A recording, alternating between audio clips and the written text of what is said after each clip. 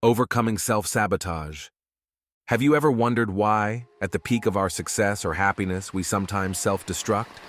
It feels innate, almost primal.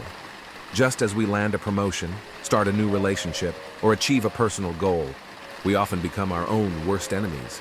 Today, we're diving deep into this perplexing aspect of human behavior, self-sabotage.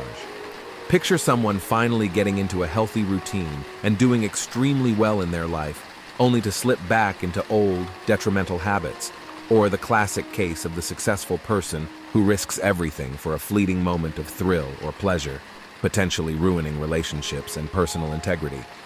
Why do we do this to ourselves? The reasons behind self-sabotage are complex and multifaceted. For some, it's a deep-seated belief that we don't deserve happiness or success.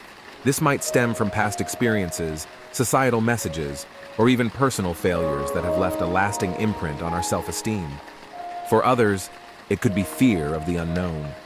Success and happiness often bring new challenges and responsibilities, and the comfort of the familiar, even if it's detrimental, can be a powerful lure. Attachment styles also play a role. Those with an anxious or avoidant attachment may find stability and intimacy intimidating, leading them to unconsciously undermine their own progress in relationships or careers. Could it also be a fear of success itself? It sounds paradoxical, but success can be intimidating. It raises the stakes, increases visibility, and often invites higher expectations and scrutiny. But underlying many of these factors is a common thread: resistance. Stephen Pressfield in The War of Art brilliantly encapsulates this concept. Let's reflect on a poignant historical example of self-sabotage: Napoleon Bonaparte's invasion of Russia in 1812. Napoleon, renowned as a military genius and the Emperor of France, had conquered much of Europe. Yet his decision to invade Russia marked the beginning of his downfall, a classic case of self-sabotage on a grand scale. Napoleon vastly underestimated the challenges of waging war in Russia. The logistics of fighting in its vast, harsh terrain, especially during the brutal winter, were beyond what his army was prepared for. This miscalculation was compounded by his overconfidence. His string of successes had perhaps led to a sense of invincibility, causing him to ignore the lessons of history. Many before him had failed to conquer Russia due to these very reasons. Moreover, the Russian strategy of scorched earth, burning their own lands to deny resources to the invading force, left Napoleon's army starving and freezing in a desolate landscape.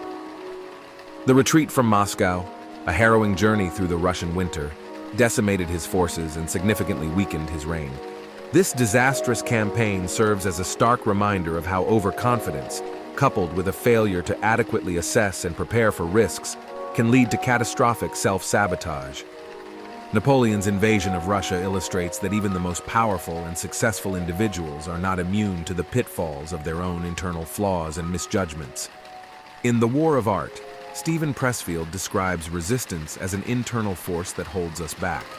Whether it's fear, self-doubt, or procrastination, resistance is what keeps us from fulfilling our potential. Pressfield's insight is a call to action, to confront and overcome these internal barriers.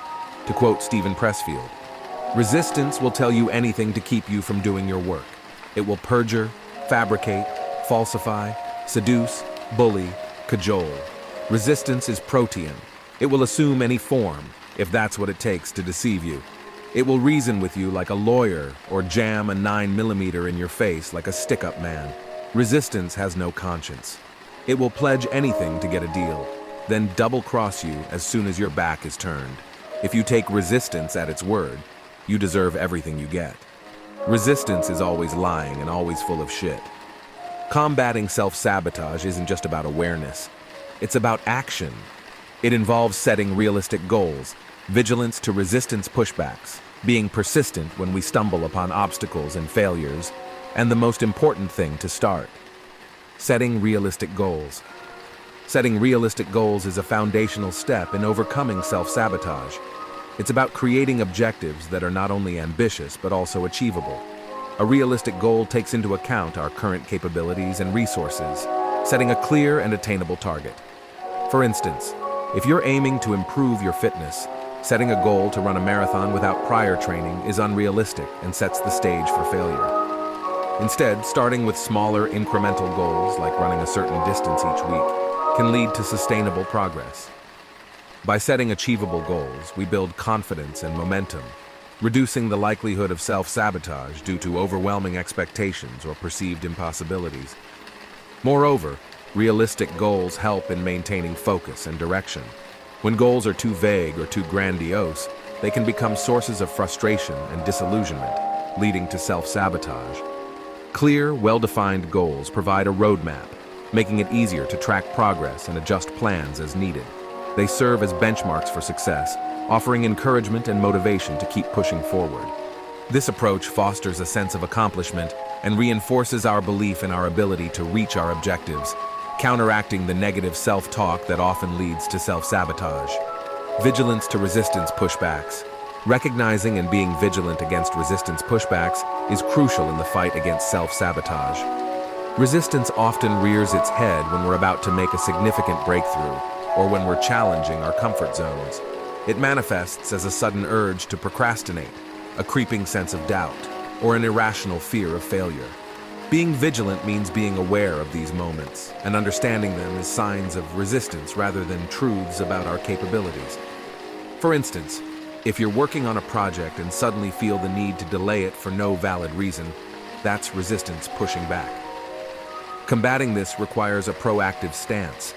It means consciously acknowledging the resistance and choosing to act despite it.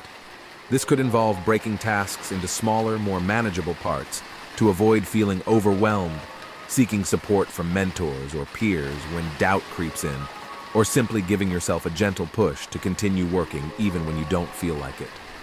Vigilance against resistance is an ongoing process, a constant battle against the internal barriers that seek to derail us. By staying alert and responsive to these pushbacks, we empower ourselves to stay on track and move closer to our goals. Persistence in the face of obstacles and failures. Persistence in the face of obstacles and failures is a crucial weapon against self-sabotage.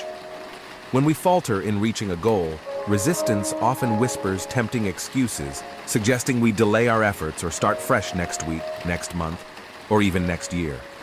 It convinces us that since we didn't hit the mark today, the entire effort is somehow tainted.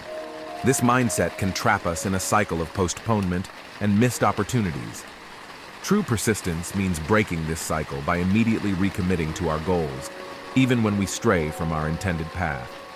It's recognizing that a single failure or setback doesn't define the entire journey. For example, if you're trying to adopt a healthier lifestyle and you indulge in an unplanned treat, resistance might urge you to abandon the whole plan. However, persistence is about getting back on track at the next meal, not the next week. It's an acknowledgement that perfection is not the goal. Consistent effort is. Moreover, persistence is synonymous with recommitment. Every time we face a setback and choose to continue, we recommit to our goals and ourselves. This recommitment is a powerful act of defiance against self-sabotage. It's a declaration that our aspirations are stronger than any temporary defeat. This might involve reassessing our strategies and learning from our failures, but more importantly, it means not allowing delays to turn into derailments. For instance, if a writer faces rejection from publishers, persistence is not just about continuing to write, but also about actively seeking feedback, refining their work, and submitting again. It's about understanding that the path to success is often non-linear and embracing the twists and turns with resilience and determination. By cultivating this mindset of immediate recommitment and understanding that persistence is an ongoing process of re-engagement, we empower ourselves to rise above resistance and move closer to our aspirations. The importance of starting. The most crucial step in overcoming self-sabotage is simply to start. Procrastination and the fear of beginning are often the biggest hurdles in any endeavor. Many great ideas remain unrealized not because of external obstacles, but because of the failure to take that initial step. The act of starting can be laden with what-ifs and doubts, making it an easy target for self-sabotage. However, starting is also the most powerful antidote to these doubts. It breaks the cycle of inaction and sets the wheels of progress in motion. Whether it's beginning a new fitness regimen, embarking on a creative project, or pursuing a career change, the first step is often the hardest, but also the most transformative. Starting requires courage and a leap of faith. It involves pushing past the inner voice that says, "You're not ready," or "You might fail." It's about taking action, however small, to move towards your goal. This could mean writing the first sentence of a novel, enrolling in a course for a new skill, or making the first call to a potential. As Pope Shenouda III said in Diabolic Wars, "None shall be crowned except the one who conquers, and none shall conquer except the one who fights." This highlights the importance of perseverance and facing our internal battles. In conclusion, we may sometimes have thoughts that lead us to self-destruction, but we don't have to be bound by them. Every day, we have the power to choose differently. It's not about never encountering resistance. It's about learning to overcome it, time and again. Each day is an opportunity to fight against our inner barriers, to show up, and to give it our all. Remember, with each step against resistance, we move closer to realizing our true potential.